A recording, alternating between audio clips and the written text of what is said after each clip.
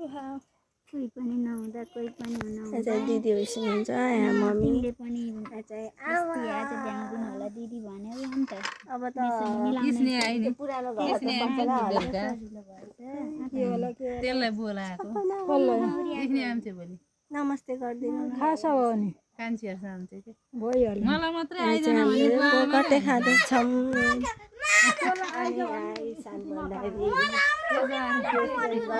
त्यो मात्र लगाएन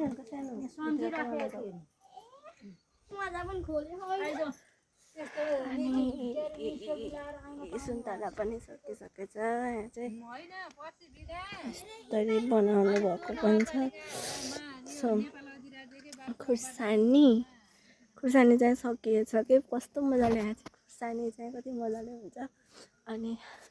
म चाहिँ फाइनल्ली फेरि गाउँ आएँ यो गाउँ पनि अब त बिस्तारै बिस्तारै पुरानो हुन लागिसक्यो खाएको खोलेरै छ अनि पुरानो हुन लागिसक्यो अब यस्तो रमाइलो छ ठाउँ है अनि अब के गर्नु सधैँ गाउँमा बसेर नि हुन्न बुढाबुढी भइसकेपछि गाह्रो हुन्छ है अब गाउँमा आएर सबै कुराहरूको सुविधा पनि छैन नि त अनि सो त्यही भएर चाहिँ हामी चाहिँ गाउँ छोडेर जान लागेको भोलि चाहिँ यो घरको चाहिँ घरमा सायद अन्तिम पूजा हुन्छ होला अनि अन्तिम पूजा गर्नको लागि चाहिँ आज अलिअलि चाहिँ थोरैजना चाहिँ जम्मा भयौँ सो चाहिँ धेरै जम्मा हुनै बाँकी छ अनि फुपू दिदी म मम्मी आमा चाहिँ जम्मा भयौँ अरू पनि जम्मा हुन बाँकी नै छ त्यो चाहिँ बुकटे काट्दै हुनुहुन्छ के साथी बनाउँदै ओके म चाहिँ खाने बेला आउँछ है त हजुरहरु साथै जाने कि सँगै जाने त बिहान मलाई त छुट्टै जाने साथ गत जाने कहिले हो र बिहा कहाँ हो केटीको घर अनि यहाँ चाहिँ यसरी पुरै टल्काएर राख्नु भएको रहेछ मैले चाहिँ गरिसकेको छु अनि म चाहिँ हात खुट्टा धुन्छु अब अनि त्यसपछि बल्ल हजुरसँग कुरा गर्छ है त अहिले पनि के मैले चाहिँ हिजोको बाटै कन्टिन्यू गरेँ ब्लग चाहिँ अनि पुरै स्टार्ट भएको थिएन नि त ब्लग अनि सो त्यही भएर चाहिँ म हिजोको बाटै ब्लगहरू चाहिँ कन्टिन्यू गरेँ अनि आज चाहिँ घरमा पूजा बनिराखेको छु सबैजनालाई सो त्यही भएर चाहिँ अनि म चाहिँ आँपको यसरी पिपलको पात लिन हिँडेको कस्तो बाटो यस्तो छ कि चिप्लो नचिप्लो डर लागिरह अनि मेरो हालत चाहिँ कस्तो देखियो होला मलाई त केही गरेँ होइन नि त अनि सो मुख पनि फेसवास नल्याएर ब्रस नल्याएर ब्रस गर्न नि पाएन मुख धुन नि पाएको छैन अनि त्यही भएर नि कस्तो देखियो कि फेसहरू चाहिँ तर पनि केही छैन म चाहिँ अब पिपलको पात चाहिँ लिएर घर जान्छु गर्न त परेछ अलिअलि होइन म गर्दिनँ भनेर बस्नु मिल्दैन म चाहिँ पिपलको पात लिन आएको बाटो यस्तो अप्ठ्यारो बसे के हुन्छ हौ पिपलको पात यस्तोमा आएर टिपिरहेको छु मैले पिपलको पात चाहिँ अनि सो आँपको पात चाहिँ छैन अब आँप खोज्न जाने कहाँ पिपलको पात नै सबै सुकेछ यहाँ त सुकेर यस्तो भएछ है पिपलको पात चल्छ म त लिएर जान्छु चल्यो चल्छ नचले चल्दैन होइन अनि सुकेको रहेछ यस्तो झाडीमा कसरी जानु हो चाहिँ कता टेक्नु हुँदैन भन्नु हो कि नाकको थाल्नु नि त यहाँ अनि त्यही भएर चाहिँ ढुङ्गामा पहिला हामी चाहिँ यहाँ माथि बस्थ्यौँ भगवान् हो बस भन्नुहुन्थ्यो अहिले चाहिँ बस्दा हुन्न भनेर बस्न दिनुहुन्न अनि फेरि यहाँ नागको थान भनेर चढाउनुहुन्छ कि त्यही भएर पनि हामी चाहिँ बस्दैनौँ अनि राम्रोसँग ब्लग गर्न पाएन मिसै नमिल्दो रहेछ कि ब्लग गर्न त यो गर त्यो गर यस्तो गर उस्तो गर्दा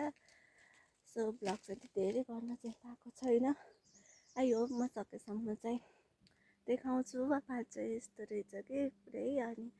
त्यही भएर पनि कस्तो उस भइरह्यो मलाई चाहिँ सुकिसक्यो है यस्तो पातहरू सबै सुकेको छ अब हरियो हरियो भएको चाहिँ म लिएर सो बाहिर चाहिँ रमाइलो भइरहेको छ अनि म चाहिँ यता भित्र छु बाहिर ब्लग गर्न धेरैजना हुनुहुन्थ्यो नि त उस्तै जहाँ हुन्छ अनि साधा नरमाइलो फिल पनि भइरहेको छ त्यही अनि 1 इयर्स भित्र नि त अनि हामी डिस्टेन्स लङ डिस्टेन्स स्टार्ट भएको हाम्रो अनि आज 1 इयर्स भित्र कस्तो नरमाइलो भइरहेको त्यसै आँसु आएकै यहाँ रमाइलो छ बाहिर भित्र चाहिँ म आफूभित्र चाहिँ एकदमै मन नरमाइलो भएको छ यो बेला सँगै हुन पाएको भए पनि भएको छ अनि लाग्दो एकदमै नराम्रो लाग्दो रहेछ ठिक छ केही भयो आफूभित्र जति नरमाइलो भए पनि अरूलाई देखाउन त मिलेन नि त अनि सोमा चाहिँ भिडियो के कस्तो हुँदैछ बाहिर देखाउँछु एकदमै म बोल्दैन चाहिँ बोल्दिनँ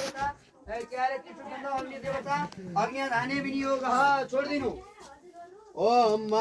क्यारे अग्नेति प्रजापति त्रिशूल अग्नि देवता अग्निदानि विनियोग ओम भूस्वाहा इदम अग्नये नमः प्रक्षिणि पात्रे प्रक्षिपे भुव स्वाहा इदम वायवे नमः प्रक्षिणि पात्रे प्रक्षिपे स्व स्वाहा इदम सूर्याय नमः प्रक्षिणि पात्रे प्रक्षिपे अब कुसो हरिमाले खान्न अरे छोड्दिनु कुसो खोइ भ्याउन हैन होला दिदी जेते सतम यसले बानो देवरी सीते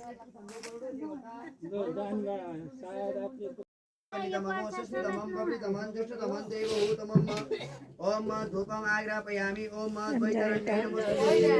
तार्ने बेला भएको छ के अरे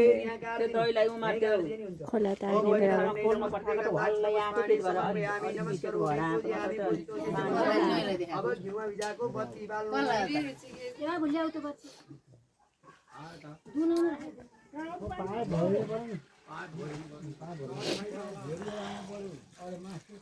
बाबालाई फेरि लिएर आउनु भन्नु के छोला आएको माथि हान्छ आयो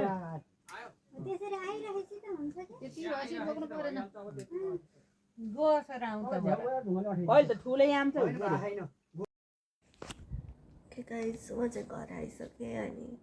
घर आएर चाहिँ म नुहाइधुवाइ गरेर अनि नुहाइधुवाइ गरेर बसेको छु अनि केही गर्नै भएको छैन अनि के गर्नु भएको छैन भन्दा नि गरेँ मैले चाहिँ उताको ब्लगहरू बनाउन चाहिँ पाइनँ त्यसको लागि सरी उता बाटो चाहिँ हिँड्दाखेरिको बाटोहरूमा चाहिँ ब्लगहरू गराउन चाहिँ मैले भ्याउँदै भ्याइनँ क्या आज एकदमै टाढोमा हिँडेको नि त अनि सो मैले भ्याएर अनि खानासाना बसालेँ नुहाइधुवाइ गरेँ कपडा धोएँ अनि खानाहरू बसालेर चाहिँ यतिकै बसिरहेको त कस्तो चुपु भएर निदाएछु 2 दिनको निद्रा पुगेको थिएन नि त अनि आफ्नो ठाउँ आफ्नो बेड चेन्ज भएपछि निद्रा लाग्दैन अनि सो निद्रा चाहिँ एकदमै निद्रा लाग्यो झ्याप्प त्यहाँ बस्दाखेरि म त कति बेला निद्रा चाहिँ थाहै पाइनँ उठेर खाना खाएर अनि त्यसपछि भाँडाहरू चाहिँ माझी क्यारी बसेको अनि हिजोको ब्लगहरूसँगै चाहिँ मैले यो ब्लग पनि राख्छु र यो चाहिँ इन्डिङ ब्लगको इन्ड गर्न आएको के कस्तो लाग्छ सबैजनाले सल्लाह सुझाव दिनु होला मेरो चाहिँ कस्तो टाउको दुखिरहेको छ चाहिँ अनि त्यो निद्रा नपुगेको कारणले होला कस्तो टाउको दुखिरहेको छ अनि चुपुचु भइरहेको छ अनि सो त्यही भएर कस्तो भयो कस्तो लाग्छ सबैजनाले प्रतिक्रिया दिनु होला अनि सबैजनाले चाहिँ के कस्तो लागेको छ ब्लगहरू पनि भनेर कमेन्ट गरिदिनु होला अलिकति सब्सक्राइब गराइदिनु होला अनि आफ्नो मान्छेहरूलाई पनि सेयर गरिदिनु होला भन्न चाहन्छु अनि सबैजनाले लाइक कमेन्ट र सब्सक्राइब गर्न नभुल्नु होला भन्दै आजलाई यति नै माया चाहिँ गरिदिनु होला भन्दै म चाहिँ बिदा हुन चाहन्छु हस् त बाई बाई जय नेपाल।